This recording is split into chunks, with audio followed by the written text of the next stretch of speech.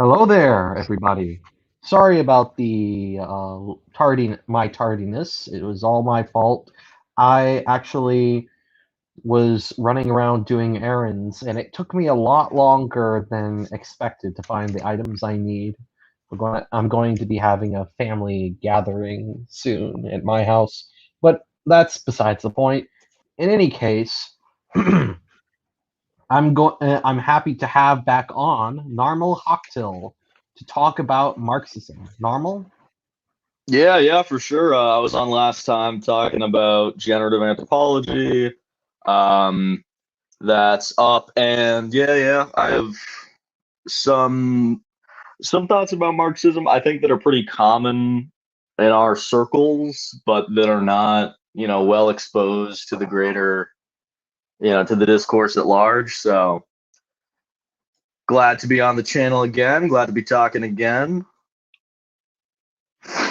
Ah, I see, I see. So, I heard that you have a video planned about Marxism. You already have made a couple of videos on Marx Right. before. One where you pit Marx against Giorgiani, and another where you sort of debunk the kind of dialectical materialism in your response to Bausch. Right, yeah, and it's funny. I think in one of those I said that it would be my last video on Marxism. Too bad that is not how it's going. I mean, there's a lot there. It's pretty convincing to smart people in a lot of ways. Is the thing about Marxism. It's not like a lot of the more normie political theory, because there was like a good solid decade where Marxism was the normie political theory among smart people. And part of a lot of the larger normie economic systems don't even enter into our discourse. So anyway, part of the convincing things about Marxism are valid and also exist in like a lot of the economic systems that are more common in our circles. But there's a couple principles there that are kind of pernicious and lead, I mean, pretty inevitably to liberalism, a la Chris Bond or someone, not in the sense that Marx would be using the term, but yeah, covering those important Schelling points is more what I want to do at the worldview level, because I mean, my last video was about worldviews and paradigms, and this one is supposed to be about um, how those apply or how to analyze those. Marxism is just a good example to use that for. All right. Yeah, it's sort of a backdrop then. So Right. when you talk, when I think of Marxism, I usually think of the kinds of people on the internet who, uh, essentially, what they try to do is they try to make everything about this boogeyman called capitalism and what exactly and they all claim that capitalism is something like where when profit is the dominating force in society or when or either that or the general Marxist term, when the means of production are in the hands of the capitalist class. Right. uh, but the it but the thing is when it comes to Marxists, they seem to uh, attribute almost omnipotent powers to capitalism. If you listen to a particular leftist or a Marxist, the same. There's a lot of overlap there. If you look at any particular Marxist-inspired thinker, you'll be surprised at how much they can say, "Oh, this is caused by capitalism." Oh, the fact that there are family Yeah. values, Right. that's caused by capitalism. Christianity caused by capitalism. And so on and so forth. It seems like almost everything that the Marxist doesn't like is somehow a product of capitalism. Right. That's I mean this leads pretty nicely into the fact that there's um a yawning gap. There's a great difference between what Karl Marx, this particular guy, wrote and thought, and what the people who call themselves Marxists think. There's a lot of, I guess the genre is midrash, if you know anything about Jewish theology. There's this whole genre of literature in that field, midrash, of the narrative and the stories and the events of the Bible and of Scripture and of other maybe more particular Jewish mythology. Um, or other stuff that is particularly Jewish mythology, I should say. Um, that there are commentaries written on that don't that sort of make a half-hearted attempt at being true to the original.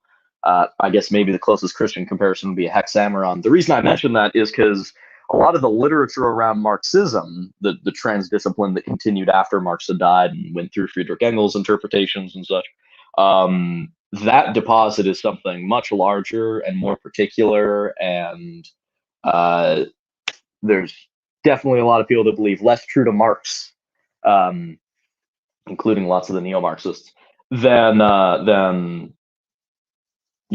what would be ideal for something called Marxism. And a lot of the stuff you're referring to, it's present in Marx, and this specific thing probably does have like a basis in what you'd find in Capital or the contribution of the critique of political economy. Not the critique itself, the contribution. So where would I trace that in actual Marxist thought?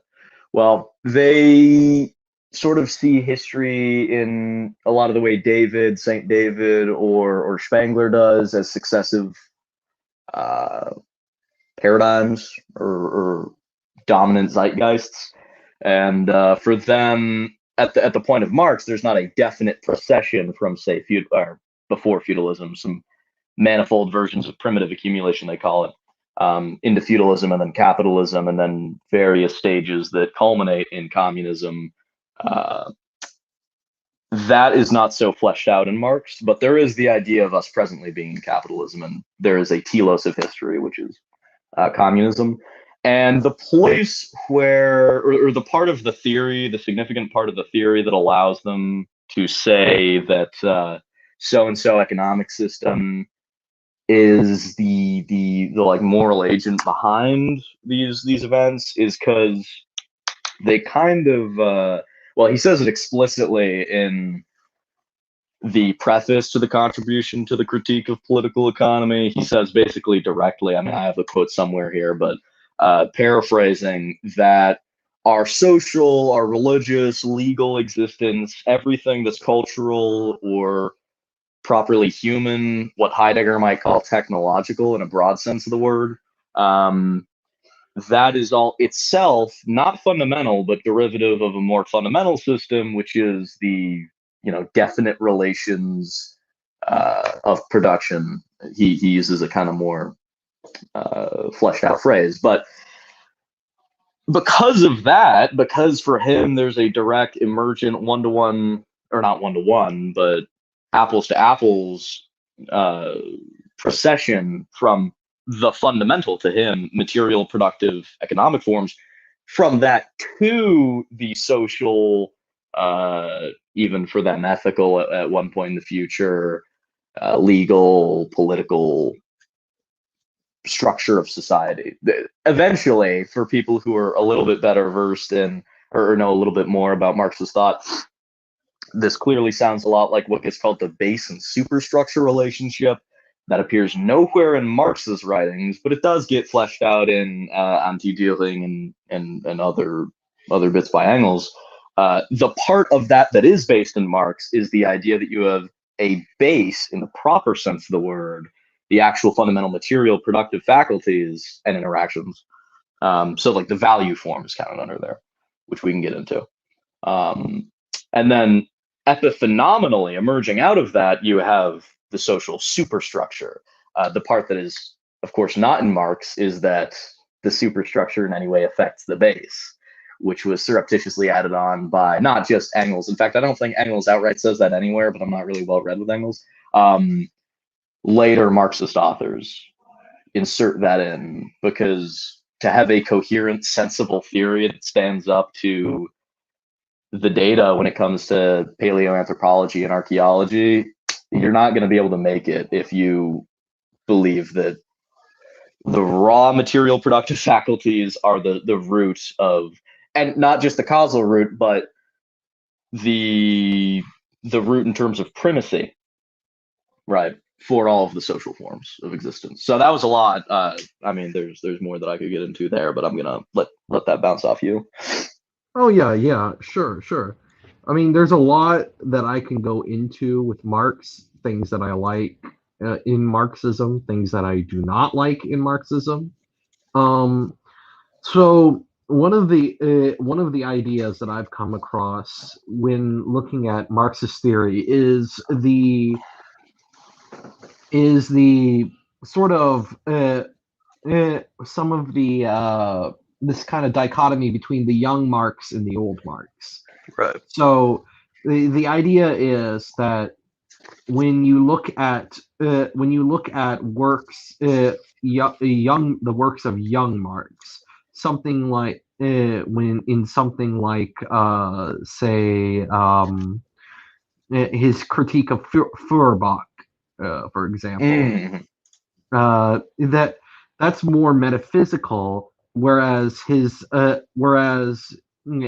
where Marx is still it's finding himself still breaking away from Hegelianism. And then once you reach his later works like Capital, that's where Marx has this epistemic break, as Louis Althusser argues, where moves from being a metaphysician into a more of a more of a real economist and an anthropologist. Right. And so Althus now Marxists, a lot of different Marxists will have different views on this.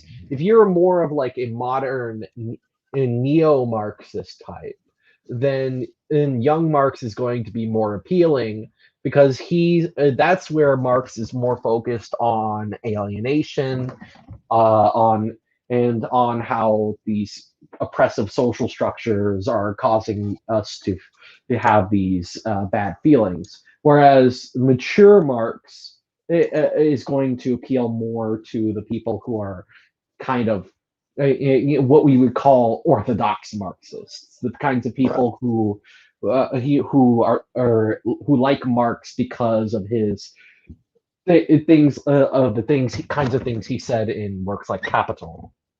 Mm-hmm. And Yeah, and so would you agree with something like that, or do you think that this young Marx, old Marx split is kind of arbitrary? yeah, I definitely agree with that. I mean, if you talk, and especially online spheres, about Marxism, you'll find a lot of people that take issue with that. But that's a small obsessed subset of people. Even most Marxists would agree with that sort of typology. In terms of dates, yeah, he moves to England in I think 1845, and that's around the period where you start to see the really intense shift, kind of like a German and English Marx almost. Uh, so I mean, it follows from that the 1844 manuscripts are mostly content from a young Marxist perspective. Anyway, this is part of where like there's kind of accolades due for Marxism because it's not. I mean, it's a theory that's serious enough for it to be inappropriate to evaluate it in terms of like the theory is bad or the theory is good, because there's good elements to it, and the instinct that a lot of people have, like what I just said, is very like kindergarten teacher platitudesy, but a lot of people have the instinct to hear the word Marxism and think like, I don't know, Ibermex Kende, and kind of immediately react, Yeah, one rejecting way. the premises. Yeah, rejecting, or in some cases, they just dive right in wholeheartedly without being critical. Uh, Yeah. I mean, that's another issue that causes a lot of cross pollination in Marxist circles, especially with like not that well educated people, which is most of them. or not well read is the term I'd rather use. And yeah, Yeah, I causes mean, issues. that's what I mean, to be fair, there are a lot of, I think I once got into well, not I didn't wasn't participating, but watched this live stream talk between my friend Todd Lewis and a couple of old lefty guys, Keith Preston and Derek Jensen. Derek Jensen being the guy behind. Do you remember that queer anarchism Jeopardy video on YouTube? No. Okay, well if you don't know what that is, look up queer Jeopardy on YouTube sometime. Derek Jensen, man, he is pretty good. But he is like totally dyed in the wool, old fashioned lefty environmentalist and narco Nice. primitivist. Uh, and so anyway, in any case, uh, so Derek Jensen and Keith Preston are talking to Todd Lewis about the younger leftists, and what they find is that in their experience, um, the younger leftists tend not to even understand Marx, and if they do talk about him, it's on a very superficial level. Um, Yeah, true. they have these kinds of broad strokes views of Marxism that lead them to having all kinds of things, and they get very mad, and yet they get very mad if you criticize Marx in any way, even if it's, I mean, even, yeah, there's a lot of bad criticism of Marx, but there's a lot of good Right. criticism of Marx that causes them to, and especially of Marxists, that causes them to get really mad.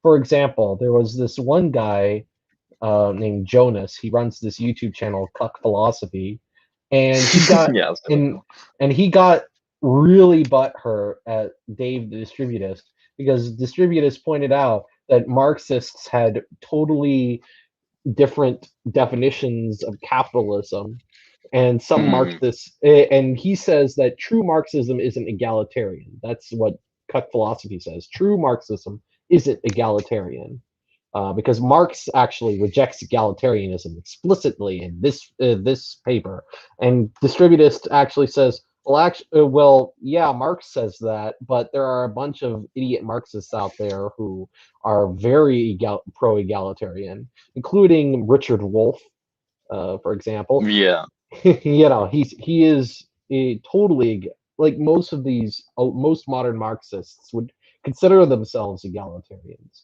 Yeah, and I don't then the thing with that is that like they're kind of correct in the sense of I'm going to be kind of quick with this because I want you to continue, but they're correct in that like the difference that a really good programmer makes in wage and a very poor one makes would not go away under communism, but not under Marx's projection or Engels. But the kind of, I mean, the way that they read inequality is mostly structural, even though, or even in the places where it's evidently not, but emerging from structures that they think would go away. Like when we say egalitarianism, when the tribute says egalitarianism, he doesn't mean that two workers that are generally in the same stratum of job and class are going to get paid the same amount. The diversity of what I mean by that is labor put into their work. That's the idea in Marxism. If you or Marxism in communism, you're paid commensurately for your labor. So of course that inequality would still remain, but that's not what we're talking about. We're talking about the things that they erroneously attribute to structures that, again, erroneously they attribute to um, origin in capitalism, to capitalism as their ideology. Hmm. Right. Now there are now. There are all kinds of things I'd like to about Marxism that I'd like Mm-hmm. to tackle, but I'd like to first talk a little bit about what we've talked about in DMs, which is um, which is Marxist epiphenomenalism. Mm, Which is what we in both the young. This is something that's both in the young Marx in his ideas of alienation, and also in the older Marx when he talks about the how the revolution is going to emerge as this kind of teleological right. factor. So in the young Marx, he in the young so a little bit of backstory on Marx and how he came up with his ideology. So so Hegel, when we talk about when we talk in Hegel, it was part of this movement uh, uh, of these kinds of people and kinds of people who found the Enlightenment's kind of dull bourgeois rationalism uh, kind of oppressive. You know, we have to, in throwing out off the shackles of religions, the Romantics argue, post Enlightenment man had signed himself up to the slave ship of dreary rationality. And so, and as a result, mankind was alienated by liberalism. And so Hegel comes along and he says, well, liberalism, and so alienation is kind of this medico-psychiatric idea. The idea is that the self judge the self is too judgmental of the self, and because the self is because you have such a harsh self judgment, it creates this alienation. And Hegel takes the alienated consciousness to task by saying this self judgment rests on a contradiction. If this consciousness is judging itself, this is equivalent to a judge judging his own judgment, and this creates an infinite regress. And so the way you overcome this alienation is through kind of therapy and people and pointing out to people, hey, you're judging yourself too harshly. Now, the thing is, Hegel actually states explicitly in his work that if you that you can't project this alienation onto the external world, because that would be a cop out, because you would be blaming society for your own personal problems. And this kind of and that's sort of Hegel's liberal Protestantism coming out, I think. You actually see a bit of that in certain modern day conservatives like Jordan Peterson. You know, the idea that, oh, there's you got to clean your room, bucko, if you want to. That's basically Hegel.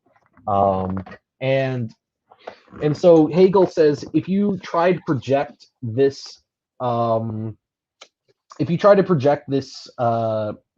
cause of this damaged psyche onto the external reality, then you will create societal disorder, and you'll create basically a witch mob and a conspiracy, and that will act on this idea conspiracy theory that fanatical priests are oppressing them. And Yep. and of course that's exactly what Feuerbach, one of Hegel's followers, did with his theory, where he basic so basically what Feuerbach says is that it's religion that is the cause of our alienation, because God. It's not our own consciousness that's judging us, but our idea of God that was instilled into us by. Oh, you just drop on the stream too. Uh-oh. Okay, I am somehow still on stream, and he must accidentally hit the button to leave. Hey, can you hear All me? right, there we can hear. I don't know what happened. It just cut out. on my Yeah, but internet. either I for checked what the it- stream and was like, Yeah. uh-oh, and it was still Where did live. I And I was did like, I did okay. I cut out? Did I cut out? When did I cut out? Uh, I mean, you cut out kind of like in the middle of a sentence. You were talking about Yeah, what is it? He Furbach. accounts it to religion, the Yeah, the, the alienation. yeah. Furbach says that it's religion that is causing our alienation, and that whereas Hegel says that it's our own inner voice that is judging us too harshly, that is the source of our alienation. Furbach says, well, actually, that inner voice is the voice of God, and God is the self-conscious, is our idea of God is put into us by evil priests. To be, this is what he actually says in his book. He says, in the essence of Christianity, the consciousness of God is the self-consciousness of man. The knowledge of God is the self-knowledge of man. Man's notion of himself is his notion of God, just as his notion of God is his notion of himself. The two are identical. What is God to man? That is man's own spirit, man's own soul. What is man's spirit, soul, and heart? That is his God. God is the manifestation of man's inner nature, his expressed self. Religion is the solemn unveiling of man's hidden treasures, the avowal of his innermost thoughts, the open confession of the secrets of his love. And so, and from here on out, Feuerbach and his followers were denouncing the perversions invented by fanatical priests, as Hegel warned they would. And so and Feuerbach's account, the thing about Feuerbach's account is that it's purely negative. It basically says, throw off the shackles of religion, worship the altar of the self, and you'll be good. Perhaps this would require murdering a few priests, but that's not going to change. It's not totally radical. But what and so Marx saw this and he says that, oh, this thesis is ahistorical. That's what the young Marx says. And he says, the young Marx says, does not the religious sentiment itself uh, is not the religious sentiment itself a social product, and the abstract individual whom Feuerbach analyzes belong to a particular form of society? And so the critique moves up the ladder from the relationship between individual and church, and to the relationship between individual and society as mediated by the church. And so now we have this idea of we have this idea of Marxist idea of alienation, where the worker becomes poorer the more wealth he produces, the more his production increases in power and size, the greater his alienation is. And so the laborer, the laborer, in order to break free of this, um, he has to gain consciousness of the fact that gain consciousness of his place in the economic in the economic machine of society. And the and this is sort of his this is sort of the Marxist view of alienation. Now, the funny thing about this is that on its face, this kind of view is kind of silly, because according to, on its face, this sort of thing could be achieved if the laborers are sat down and made to watch hours of film about how the production and distribution systems of about the production and distribution systems of a modern decentralized economy. If you just have them watch all the workers watch economics documentaries and show them that what they're producing is the same as what they're buying, that's going to solve alienation. Right. Like on the face, at least on the face of it. Um, now, older Marx still has this kind of view, it has something of this view in him. He said, so Marx, the older Marx, he's no longer talking about metaphysics anymore, but anthropology. But um, uh, what he's talking about is how in the older Marx he says that the highly abstract social relations of capitalism mystify the production process and blind people to the nature of society, and this gives rise to ideology, the false Right. consciousness, which is sort of another which is another variation of Feuerbach's earlier view that religion is the cause of all our problems. You just replace religion with ideology and make the cause of it capitalism instead of Yep. fanatical priests. Um, and so, the capitalism tricks humans into thinking that capitalism is natural and not the product of political forces that can be altered. But this is anthropology, but Marxist theory does when you but on its face this seems kind of silly. Um, the questions that we raised about alienation rise to the surface in a different form.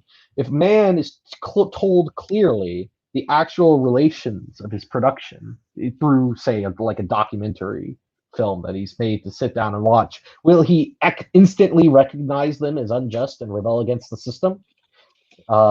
That's not. I mean, that's kind of Yeah, evidently implicit. not. Yeah, I mean, it seems like there's a few value judgments embedded into this. Marx presents this as sort of a kind of mathematical formula, but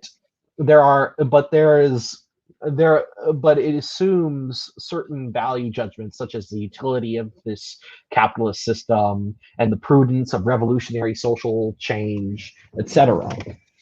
So you're not going.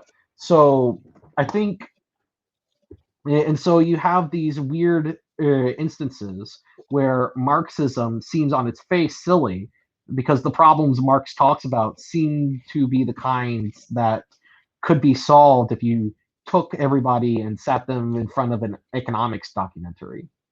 Um, but I Right. think, and I think the reason why is, there's a part of Marx that is not as much talked about in mainstream discourse, but you pointed out, which is epiphenomenalism.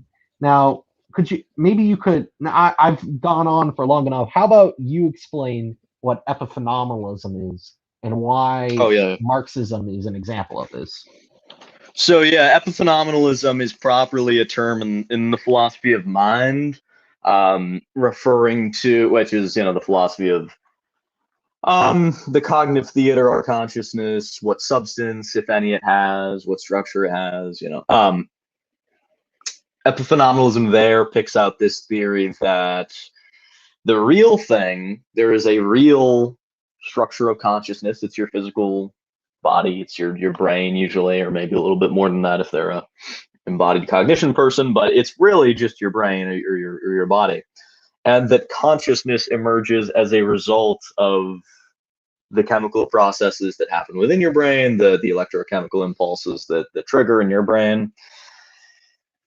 If you've ever heard of the idea of consciousness being kind of like the result of this complex system, that's the same thing. Although that's not strictly epiphenomenalism on account of the kind of vagary of that sentence I just said. But anyway, that is in the philosophy of mind epiphenomenalism, the idea that consciousness is an emergent property of the real things that correspond to it, which are our physical bodies. And by the way, I should probably say, for people who are not familiar with philosophy of mind, that may seem insanely obvious, but it is, and it is pretty common, but it's not it's far from unchallenged in philosophy of mind. So there's actually a surprising amount of diversity in what people think there. So anyway, that's pretty clear. as far as philosophy of mind goes, what does it mean for an economic theory, or sort of a Marxism is not really purely an economic theory; it's kind of a totalizing discipline. But what does Yeah, it mean for?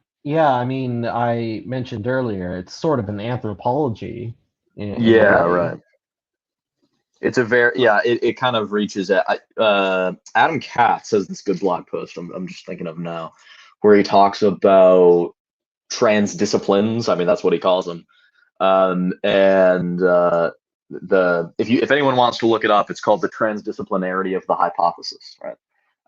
And it's comparing generative anthropology, which I advocate for, with Marxism, and saying, at the very least, these two things have in common. They're transdisciplines. So easy, like William said, those are basically anthropologies, or that's kind of the wrong way around. Anthropologies are basically transdisciplines on account of how far they reach. But anyway, that's just a nice little connection there. Continuing on with epiphenomenalism, it's the analogy here is the idea that you have complex social forms, um, that there's not really an explicit attempt in most of Marx to account for them or explain their relations or to provide a typology for them. The greater thrust of his work, although even this isn't done with much vigor, is saying that those social forces, those legal forces, I mean, in his words, the totality of the relations of production constitute the economic structure of society. The real foundation on which arises a legal and political superstructure, and to which correspond definite forms of social consciousness. So that's a very hearty sentence. This was translated from German sentence, but the language there is really clear. He says, on which arises the social and internal cognitive Yeah, and I human can see features. the analogy.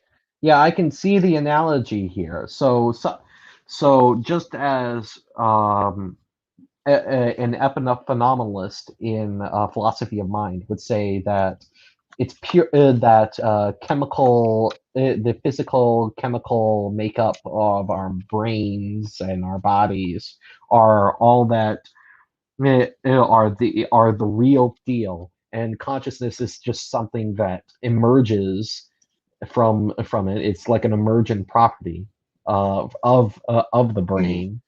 Um, the and is not the real thing, but something that just sort of. I mean, the emerges is the best word for it, I think. So too does the superstructure emerge from the base. So too does these cultural things emerge from the economic relations within society. Is that Yeah, yeah, it's sort of exactly. yeah, yeah. And do you think that Marx would have been like? Do you think that Marx would have been an epiphenomenalist on a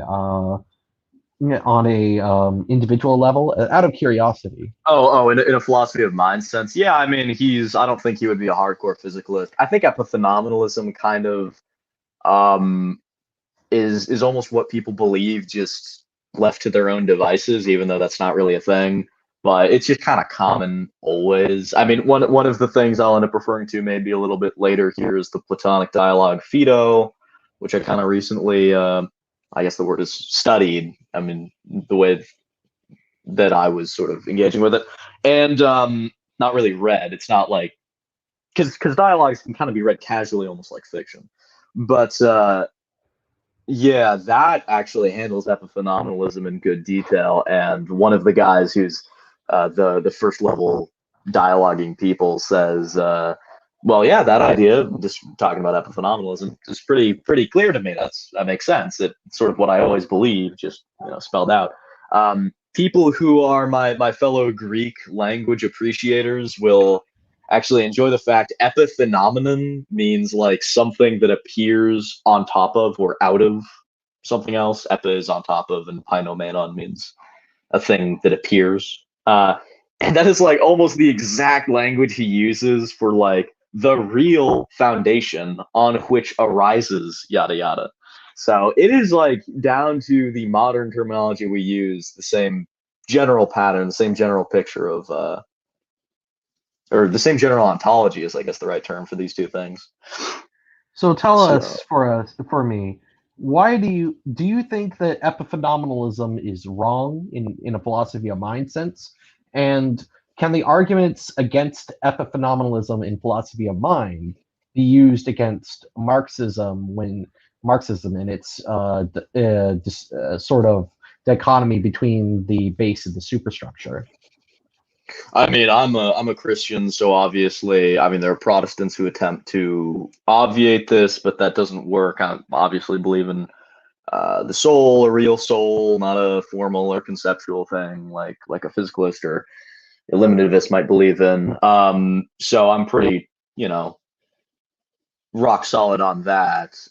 But what I'm not rock solid on is the specific critiques of epiphenomenalism. There's most of them are really critiques of physicalism and epiphenomenalism in its ossified or reified state, as philosophers will individually spell it out in modern analytic academic philosophy.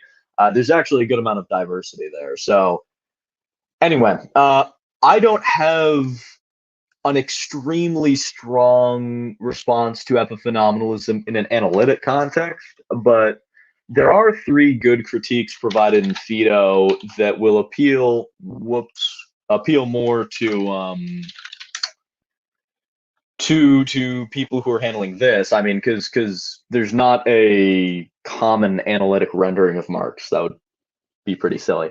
But yeah, in Phaedo, the person who proposes epiphenomenalism does get three responses that I think are good responses. I just don't think they're what you'd maybe call logically consequent with respect to one another in the Abelard sense of the term consequent. But yeah, there's three general arguments. There's the argument I'd call from opposition, which is I'm just going to call it the emergent thing. Obviously, in this dialogue, these people are talking about the soul and the body and yada yada. But the argument from opposition is that the emergent thing, soul or social structures, social/cognitive structures,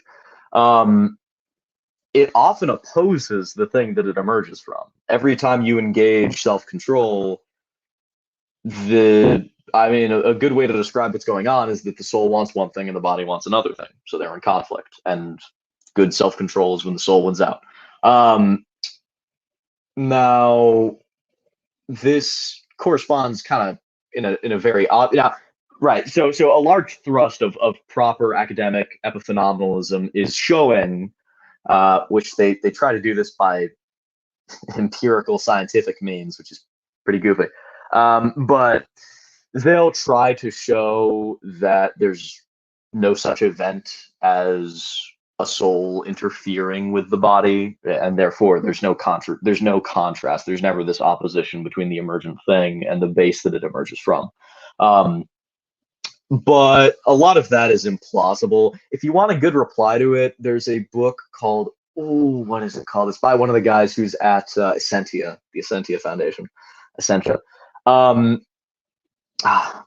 It's not coming to my mind right now, but it might later.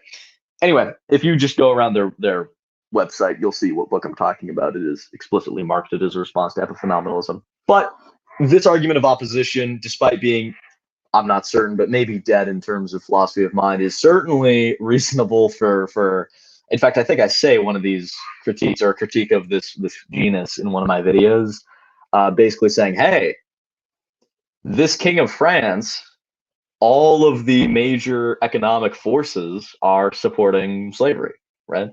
But he, for very parochial, non-economic, power-thirsty reasons, goes through these kind of political reforms. He illegalizes slavery, which makes all of the people who properly own the means of production at that time very, very upset. So in a narrow sense, it's obviously not true that there's primacy for the fundamental thing. So we've already gotten to a point where the theory is super degraded if you're admitting that primacy, being the foremost thing, can't be accounted to the base on which the other things emerge. Then what emergence means is pretty lenited at that point, and that's what the argument from opposition in Phaedo is trying to get at. That's a pretty. That's a pretty good argument again. Um, I think I think that it's difficult to use that opposition argument with regards to the the kind of mind body problem, because I don't think that you can make it. I don't think the case for, because that sort of assumes something like Cartesian dualism, where you have a where Mm, the body is a substance and the mind is a separate substance that is united to the body, like a motor is to a vehicle, in the right. words of Saint Thomas. And he says, and the sort of the logical endpoint of that is is just to say that, when I'm talking to you, I'm not actually talking to you. I am piloting my body, which is not me, and using it Right. to communicate to you through communicate to your body, which you are piloting, and through which you see that, what Yeah, it's yeah, this kind of ridiculous thing that hylomorphism, where the soul is the form of the body, yeah. does not does not have a problem with that, because there's not really a mystery. It's and also that view also gets rid of the mystery of how can the soul and the mind interact. And I think, in a lot of ways, the kind of base super perhaps the base superstructure view of society could be ameliorated that Oh, way. right. Yeah, But yeah. with but that's just my speculation. Now, No, if that you makes want, sense to me because a lot of the competing but similar economic theories to Marxism, like neo-Marxism, post-Marxism, post-Keynesianism, and stuff, they are a lot more like basically for people who don't know what William is describing with the soul. Um, the more sensible alternative he's getting at is called holomorphism, and something like that. If you're using it analogically for the kind of epiphenomenalism that Marx is exploiting, then I mean, that is a good way to describe a lot of the immediately competing intelligent frameworks, competing with Marxism as an economic theory. yeah, well, I think one thing though with Marxism that I think is eh, okay. Well, how should I put it? Well, I think one thing about epiphenomenal. Let me first refute epiphenomenalism as best I can. You see, the idea behind epiphenomenalism is that there are these properties of the consciousness that and this consciousness emerges from the physical state, the kind of base physicochemical state. Now, consciousness has several qualities that this physicochemical state does not have. For example, consciousness, consciousness has intentionality. Consciousness has qualia. There is a sense of what it is to be to have this experience, and you can't really put this in sort of the third person terms. Things like pain. How can you reduce? It's difficult to see Right, right. on a materialist view how you can reduce something like pain to um, into something that's devoid of qualia and intentionality. That's it seems. And so, and this is where you get into certain naturalist philosophers try to use something called property dualism, which is where you say that um, Property dualism is a form of dualism that says that, unlike substance dualism, it says that there's only one substance that's material, but material things can have immaterial properties. So what they would say is, the brain that your brain, the kind of an example of this would be John Searle, who is an analytic philosopher. He proposes something called biological naturalism, which is, his view is that mental states are not identical to the firing of neurons or any other brain processes, but are nevertheless caused by such processes in a manner analogous to the way that the solidity of an ice cube is caused by the state of the water molecules composing it.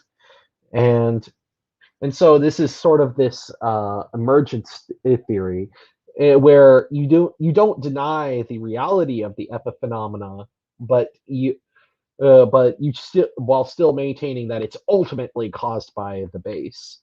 The problem with that half-hearted measure, in turn, is that you're basically saying that properties can exist without there being properties can exist without a substance to adhere them to, because Mm. because here's the thing, right?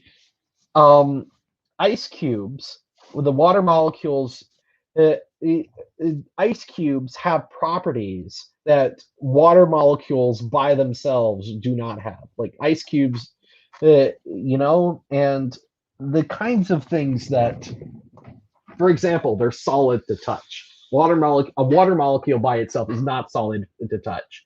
Now, a reductionist would say that, well, you know, maybe one water molecule is not solid to touch, but if you put them all together, then as a group they become solid to touch. But that's just that you're basically saying that there's a property that the properties are just magically appearing at that point. Yeah, yeah. Yeah, and that's sort of what happens with the epiphenomenalists.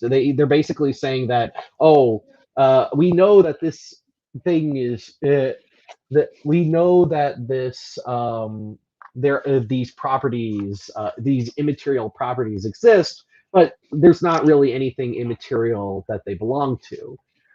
Mm. And that's That's and that's actually that reminds me of the other argument in Phaedo. Actually, it's pretty similar. The other good one, because there's three, but only two of them are really quality. That gets made is how do I phrase it? The analogy that they're using for emergence in that specific dialogue is harmony, but I'll just say emergence. When one thing emerges from another, like with the hardness of an ice cube, it can be more or less so that thing, right? So a single ice molecule, like you say, not hard to the touch. Two is also not hard to the touch. Two, two molecules you would break apart the way that you sort of displace water by pushing your finger through them, or into them. And you could continue that for a while, and it wouldn't just uniformly be. It would go from like colloidal to sort of having the properties of a liquid at one point almost, to eventually being a full-on solid the way we recognize stuff. But those phase shifts, those aren't in the molecule. So that property that they're describing, the solidity of that ice cube, is. Oh, and I'm gonna have to head out in not too long, so I'm gonna finish this up quick unless you talk to. That property kind of changes and becomes more intense as the emergence changes, as the base, you could say, grows greater or grows more consistent. And it's true for harmony as well. A harmony is something that emerges out of several singers, and they can be singing in more or less harmony. The same way you could have liquid water molecules suspended in a solid ice cube, and it would have the property of a little bit of a liquid and a little bit of a solid, depending on how striated it is. But the soul, they argue in this, does not have that. There is no being more ensouled or more soul-ish, because your neurons fire in the special way. And equivalently for Marxism, I guess, the application would be that, like, the material conditions don't produce more or less, I guess you could say, because he doesn't enumerate specific things corresponding to the social forms he's talking about. But there's not more or less English common law when there's more or less of the things that he proposes lead to it. There's not more or less of, Christianity. I mean, yeah, sure. Christianity kind of transcends all these different, religion in general, all these different economic shifts, which I do think are real, like the shift from feudalism to capitalism. So yeah, that's another issue, is that the supposed consequences don't grow more or less extreme as it's totally random. The way that Christianity or religion in general, or common law or yada yada, correspond to the material productive faculties or real power, like NGOs. It's just like totally random by any comparison you would care to make to the what he calls fundamental material relations that produce, in his mind, those social elements. Interesting. Yeah, I think this line of thought would need to be better developed in your video, and I think I perhaps later on I could recommend that you read some of the works of philosophy of mind that I've read in the past. But Yeah, definitely. yeah, so is there how long can you remain on here? Until 6:15 would work well.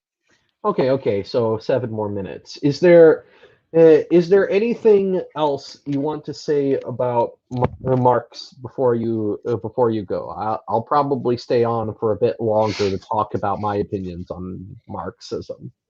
Right, yeah. I mean, we should probably do a stream some other time, also talking about some of the things here, maybe more parochially things that we haven't covered here. But yeah, I mean, great talking about it. The epiphenomenalism argument kind of reaches everywhere, and it reaches into GA, which is the other system, the one that I prefer, because specifically GA does not make certain mistakes I think Marxism does, while allowing itself to economically fill the role that Marxism does, accepting the things that you and I, agree are positive in that discipline. But that is basically all I have to say about Marxism with respect to epiphenomenalism. That's pithy, that's sharp. So yeah, I mean that's my thoughts here.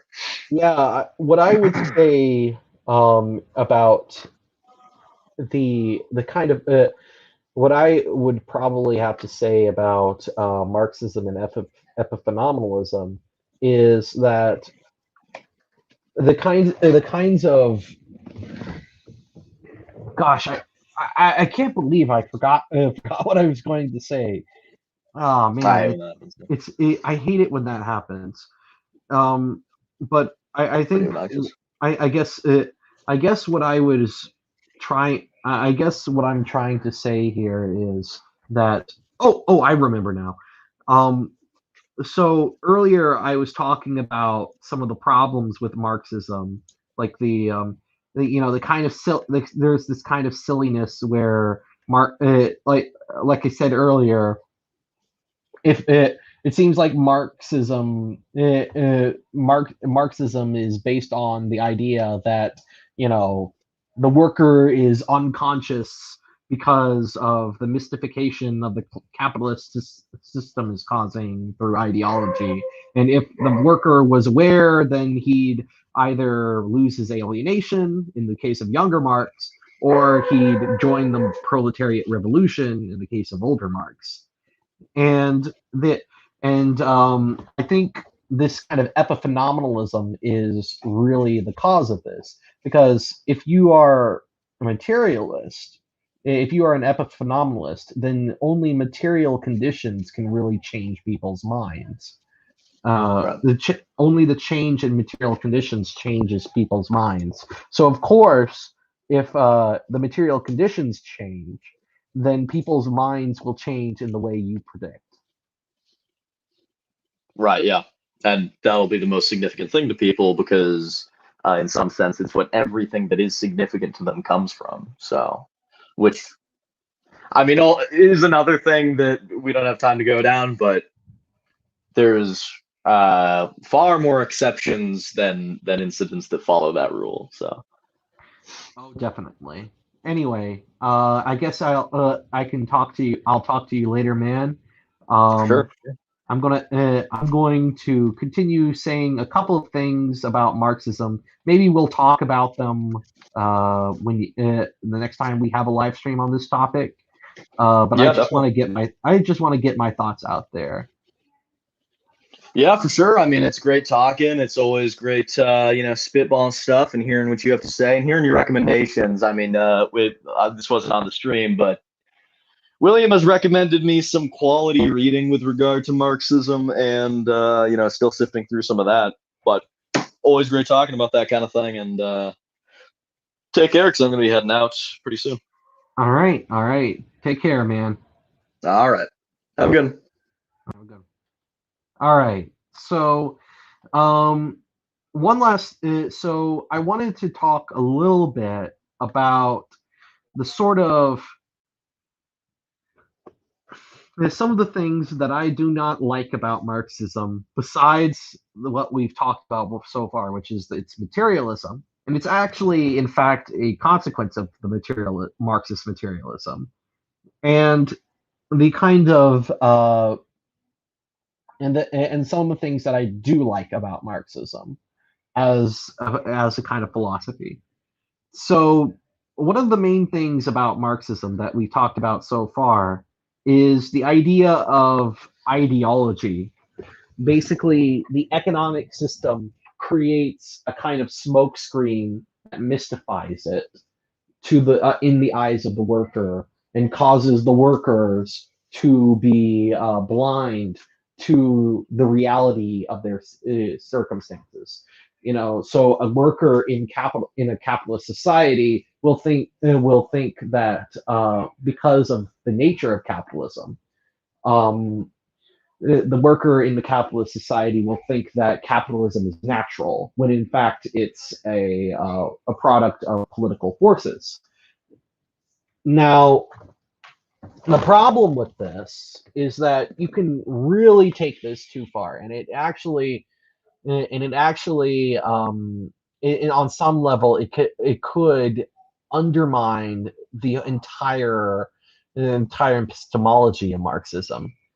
And one of my favorite philosophers, Edward Feser, talks about this in the context of what he calls the hermeneutics of suspicion, which is there are and the hermeneutics of suspicion include people like Nietzsche, Freud, and Marx, of course. But there are others who could be considered these kinds of masters of suspicion. So, what's the problem with hermeneutics of suspicion? Well, the thing is, human beings have to start when it comes to human beings discovering what truth is, they have to start somewhere, and a lot of the time they have to start from tradition. They have to start from what they've inherited from some authority or another, parents, church, scholars, government, or whomever. Such authorities might not always have the last word, but they cannot fail to have the first word. And to reject the mindless view that authority as such is always to be questioned is not to embrace the equally mindless view that authority is always to be trusted. But because there's this sensible middle ground that says that authority is unavoidable and has a necessary place in our lives, even if it's sometimes fallible.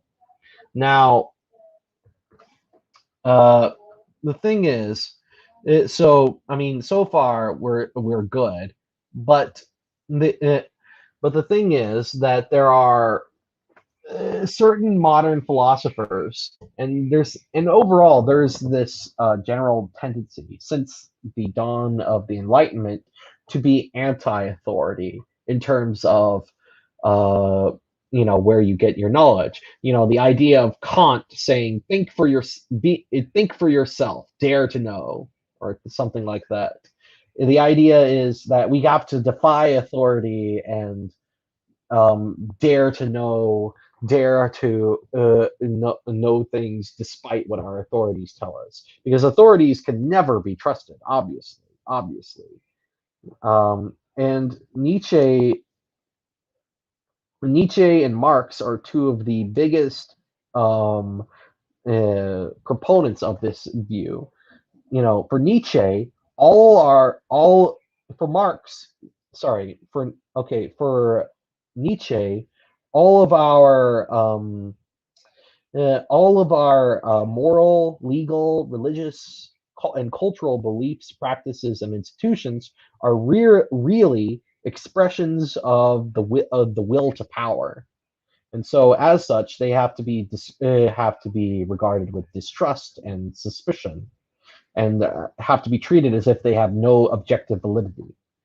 And similarly with Marx, it's the same with Marx, only instead of just replace will to power with the interests of the dominant economic class.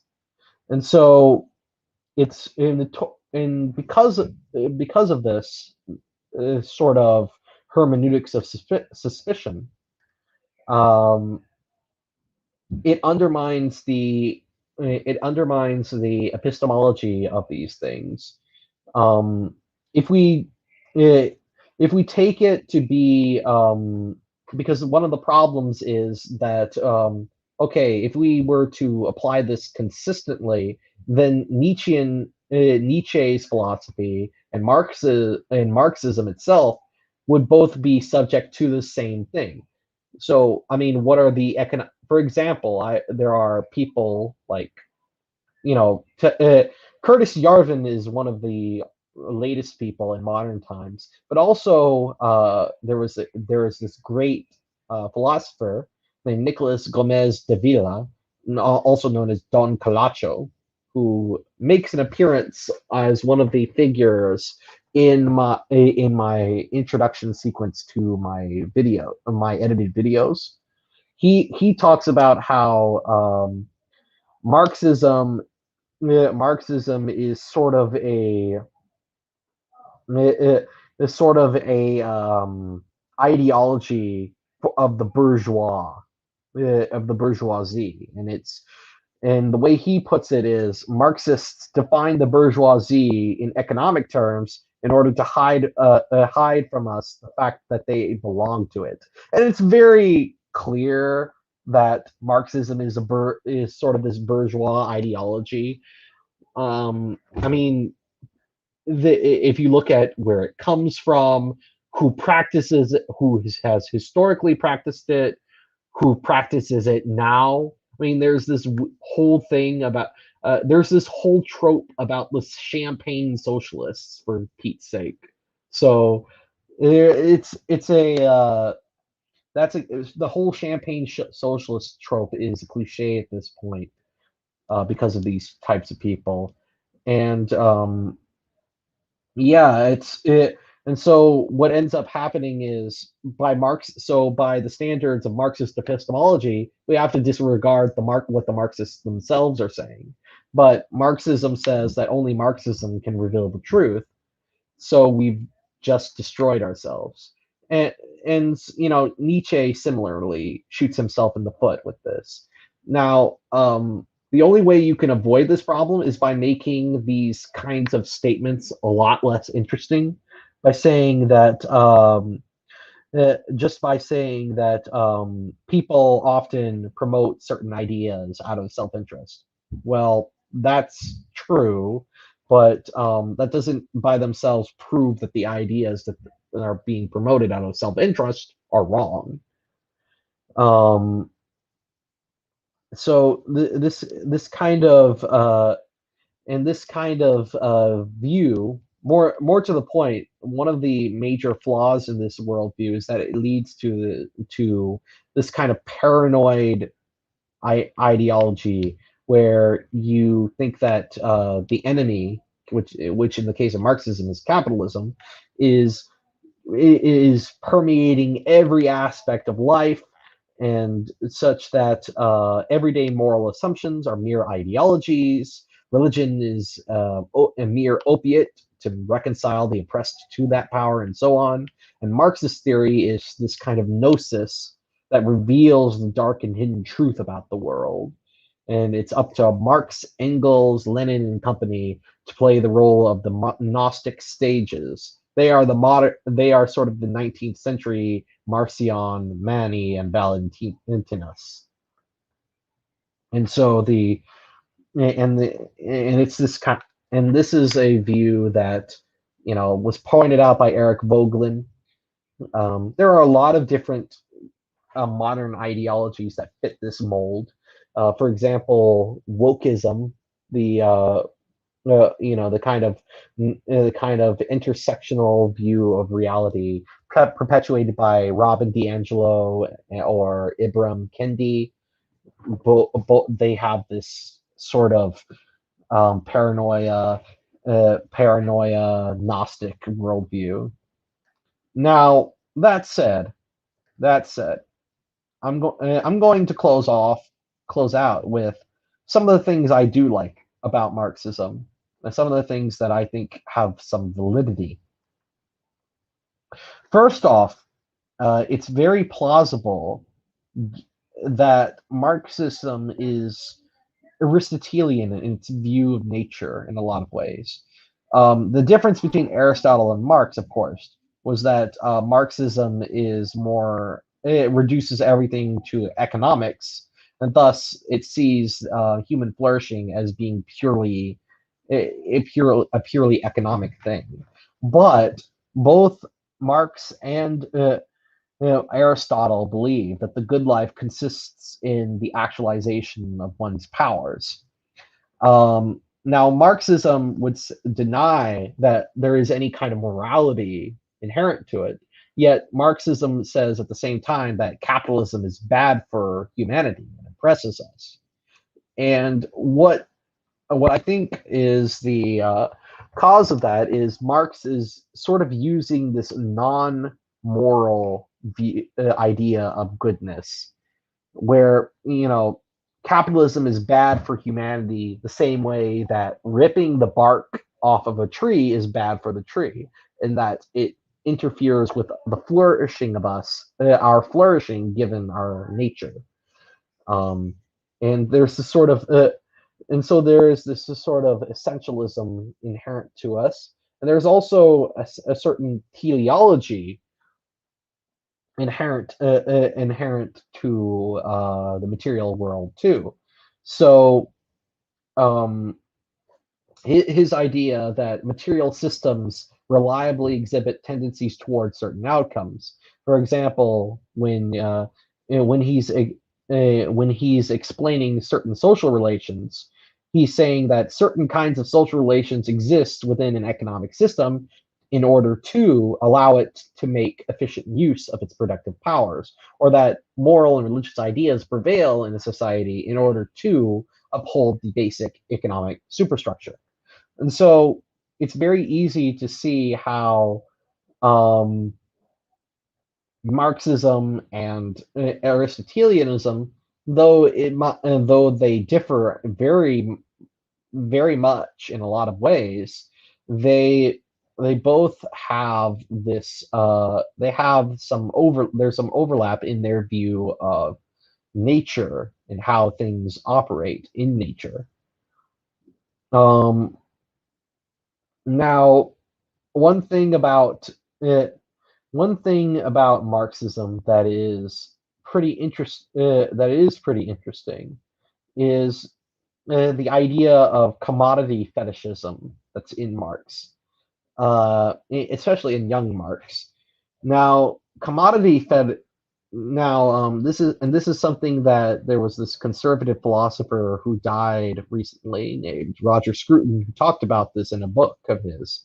So, in Marxism and in according to Roger Scruton, there's this kind of distinction between the consumption of property and the possession of property, whereas the former involves treating property as a mere means, the latter involves treating it as an end in itself. So, for example, if you have a possession, people that's something you take care of, like an heirloom, a work of art, a rosary, a piece of land or a home. And so, because you possess that, you have the desire to pass it on to as a heritage, as a kind of heritage for your children. Um, this this is in contrast to the kind of property that is consumed for the sake of something else, and usually only temporarily. For example, pencils and paper clips, food, and money itself, and so on.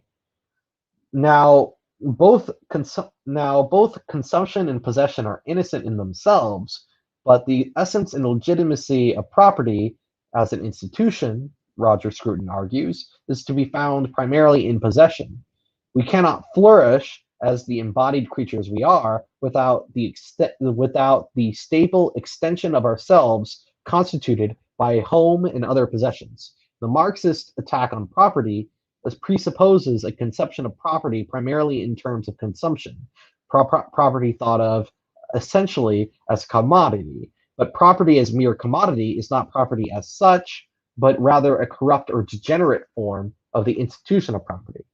However, Marxism is correct in saying that under capitalism, property tends to be conceived primarily in terms of consumption or commodity rather than in terms of possession. And we can see this in how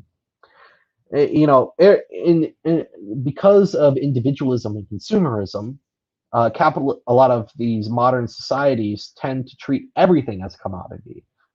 Think of the way people sell their brand, talk of their brand, selling themselves, how they redescribe prostitution as sex work, talk about homes as something to flip for profit rather than to possess and pass on, of starter marriages, and in this general sort of rootlessness that inheres in modern liberalism, in this kind of, and everything tends, and this is some of the key ideas that reactionaries can take on board when they talk about modern economics. They can talk about how consumerism turns everything into an object for consumption and excludes nothing from the market. Everything becomes indistinguishable, disposable, replaceable, and this is only increased by mass production. The very idea of intrinsic value dissolves into money. So, um, yeah, this is something that we ought to be against. This process is, because this process is happening before our very eyes, and I think we as reactionaries and conservatives or whatever you call yourself, we have to oppose this process somehow, or find a way to sort of exit this system that is causing everything to just lose its intrinsic value. All right. So I think I've talked a bit about that, and if anybody has any questions, please ask away. I'll be on here for a couple more minutes. I am trying right now. Personally, I'm trying to make this reply to another YouTuber named White Tom on uh, the idea of non. I'm still halfway done with that response essay. You can read my first response essay on my blog, or on my blog, on the Applied Virtue blog on Substack. I'm working on the next one that's a reply to Capturing Non's essay. In any case, I do want to ask Zach Cynical if he's still on here. What about that Twitter article? I'm here for the Twitter article about you. What Twitter article are you? And were you talking about me or about Normal? I'd like to know. I just would like to know if what Twitter article you guys are talking about. You know, just saying, just asking you. Hmm. At any rate, um, let me know, Zach, if you're there. Let me know in the comments if you can tell me what this Twitter article is. Maybe link to it. Maybe I could say something about it on my Telegram or in my blog. In any case, I'm glad to have talked to Normal, and I'm glad to get my thoughts out there. So catch you later, guys. Till the next time.